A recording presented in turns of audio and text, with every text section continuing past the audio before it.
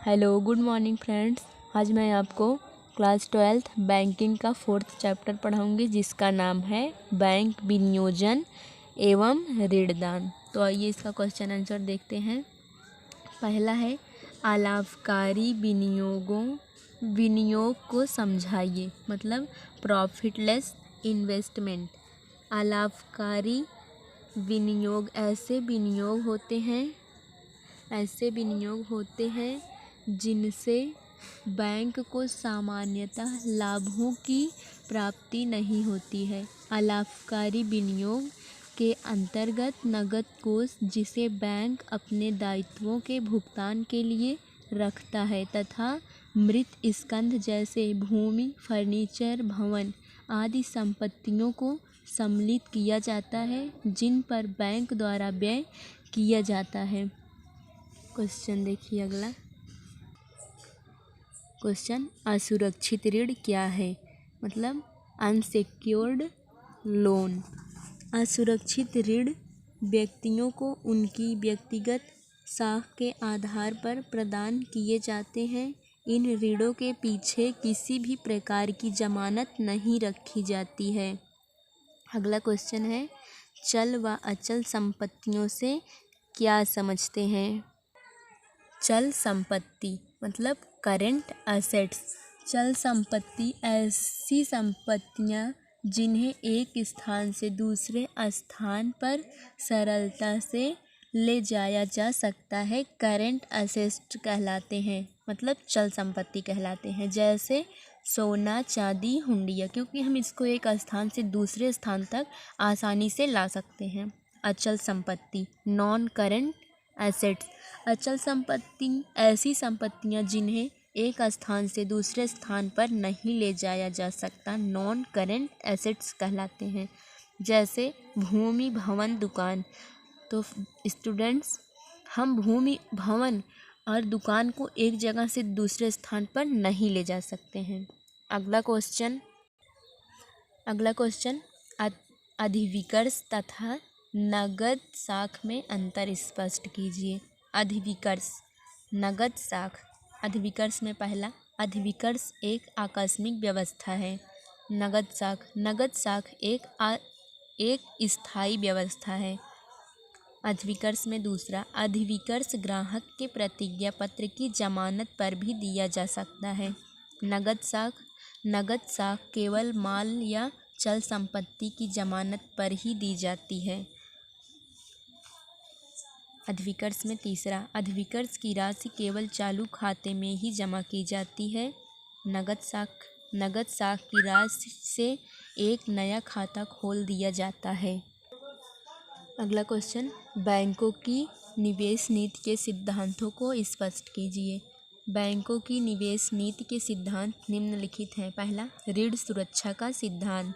Bank को अपनी पूंजी का विनियोग करते समय सुरक्षा पर अवश्य ध्यान देना चाहिए।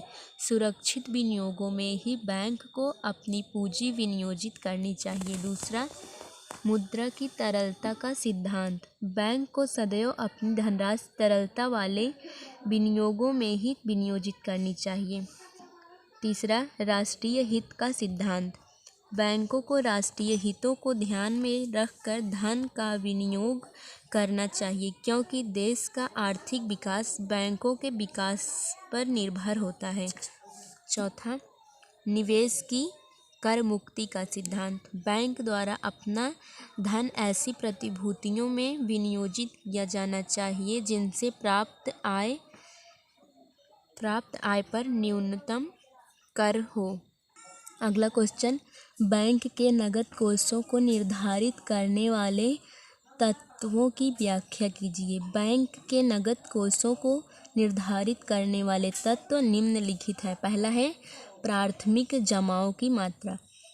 बैंक में यदि अधिक धनराशि वाले जमाकर्ता कम संख्या में हैं तो बैंक को नकद कोष अधिक रखना पड़ता है। इसके विपरीत यदि छोटी धनराशि वाले जमाकर्ता अधिक संख्या में है तो बैंकों को कम नकद कोष रख कर ही कार्य करना पड़ता है। दूसरा, खातों की प्रकृति। बैंक में यदि चालू खाते अधिक मात्रा में हैं तो बैंक को अधिक नकद कोष की आवश्यकता होती है, जबकि सावधि जमा खातों की संख्या अधिक होने पर बैंक को कम नकद कोष की आवश्यकता होती है। अगला क्वेश्चन है, बैंकों द्वारा ऋण प्रदान करते समय किन किन सावधानियों को ध्यान में रखना चाहिए? बैंकों द्वारा ऋण प्रदान करते समय निम्नलिखित बातों को ध्यान में रखना चाहिए। जमानत। बैंक ऋण देने के समय यह सुनिश्चित करे कि ऋणी द्वारा जो जमानत बैंक के पास रखी गई है उसका मूल्य और ऋणी को दी गई धनराशि के बीच पर्याप्त अंतर हो। दूसरा है सुरक्षा। बैंकों द्वारा ऋण देते समय इस बात का पालन प्रमुखता से करना चाहिए कि उनके द्वारा दिया गया ऋण सुरक्षित हो, भले ही उससे उसको कम लाभ ही क्यों न मिल रहा हो। ऋण उद्देश्य का ज्ञान।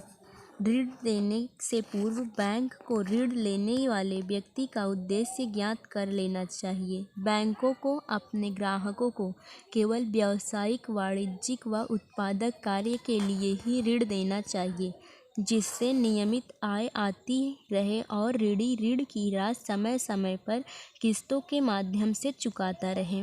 अगला क्वेश्चन, व्यक्तिगत जमानत से क्या आशय है? ऐसे व्यक्ति जिन्हें अपना परिचय देने की आवश्यकता ना हो, अर्थात जिनसे समाज के सभी लोग परिचित होते हैं एवं उनकी आर्थिक स्थिति भी बहुत मजबूत होती है, ऐसी व्यक्तियों को ऋण बिना किसी जमानत के उनके व्यक्तित्व के आधार पर मिल जाता है। ऐसे ऋण असुरक्षित ऋण या वैयक्तिक जमानत पर आधारित ऋण कहलाते हैं। तो स्टूडेंट्स, अगर आपको हमारा यह वीडियो अच्छा लगे तो प्लीज़ इसको लाइक, सब्सक्राइब और कमेंट ज़रूर करना। इससे ही रिलेटेड मैं बैंकिंग का इम्पॉर्टेंट क्वेश्चन अगले वीडियो में आपको बताऊंगी। तब तक के लिए नमस्कार।